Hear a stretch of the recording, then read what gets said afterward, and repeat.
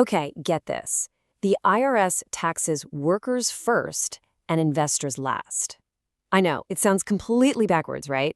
But it's actually one of the most fundamental ideas in our entire financial system. So in this explainer, we're going to break down exactly how the IRS treats two very different kinds of money, and more importantly, why it really matters for you. That's a pretty bold statement, I know, but from a tax collection point of view, it's absolutely true. So why is that? Well, because employees are the most reliable, hands-down easiest way to collect taxes. The government gets its share first, automatically, right out of every single paycheck. This one little concept, it's the key to understanding everything else we're about to talk about. To really get this, let's follow a story, a tale of two taxpayers. They're both going to start with the exact same amount of money, but as you're about to see, they end up on two completely different financial journeys. All right, let's meet our two characters. On one side, you've got the worker. Pretty straightforward, right? Their money comes from a paycheck for trading their time and their skills for income. And on the other side, we have the investor. Their money comes from owning assets, things like stocks or real estate that can grow in value over time. Now look, in the real world, a lot of us are both, but to really understand the system, we've got to see how it treats these two roles so differently. Okay, so let's dive in.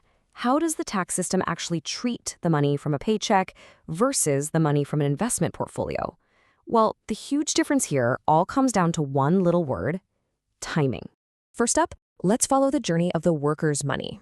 And hey, for millions and millions of us, this path is going to sound very, very familiar.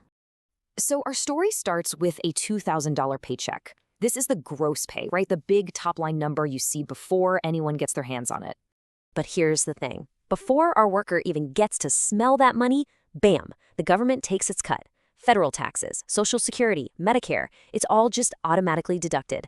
And just like that, that nice $2,000 paycheck shrinks all the way down to $1,400. And remember, this isn't some once-a-year event. Nope. For the worker, paying tax is constant. It's automatic. It happens every single payday, like clockwork. The government always, always gets paid first. Okay, so that's the worker's story. Now let's switch gears. What happens to that exact same $2,000, but this time in the hands of our investor? The investor also starts with $2,000, but, and this is a huge but, instead of it getting taxed right away, they put that money to work in an investment. So some time goes by and that investment grows. That initial $2,000 is now worth $2,600. But hold on a second. Do you see what's missing here? There are no deductions. No taxes have been taken out. The entire amount was allowed to just sit there and grow, completely untouched. And that, right there, is the fundamental difference. For the investor, the money gets to grow first. The tax, that comes last. The full pre-tax amount is put to work, compounding and creating more wealth all along the way. And this brings us to the core concept of this whole explainer. You see, the biggest advantage isn't always about a lower tax rate. It's about when the tax gets paid. So what's the big secret? Is this some kind of complicated loophole, some hidden trick that only the wealthy know about? Not at all. It's actually something way more fundamental. This is it. This is the crucial point. The timing of taxation can have a way bigger impact on your long-term wealth than the actual percentage rate you pay. Having your full amount of money grow first, that is a massive, massive advantage.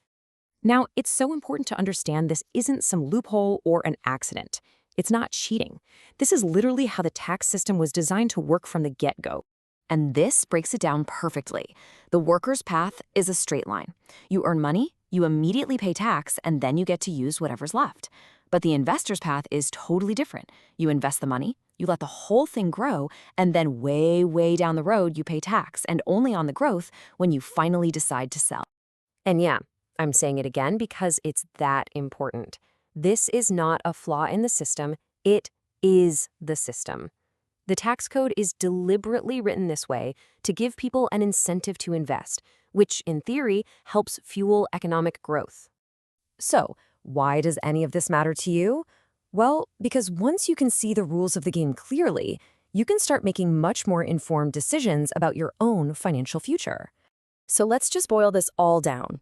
Earned income gets taxed immediately, which reduces the amount of money you have to work with from day one. Investment income, on the other hand, gets taxed later, allowing the full amount to work for you.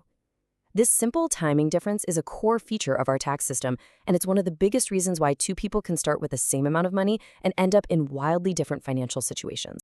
Look, the point of understanding all this isn't to get angry about it, it's to get smart. This knowledge is power. Once you see the basic mechanics, you can stop just reacting to your finances and actually start planning them proactively. So I'll leave you with this one simple question to think about for your own situation. Is your money getting the chance to work for you and grow before taxes are taken out or only after? Because the answer to that question can change everything.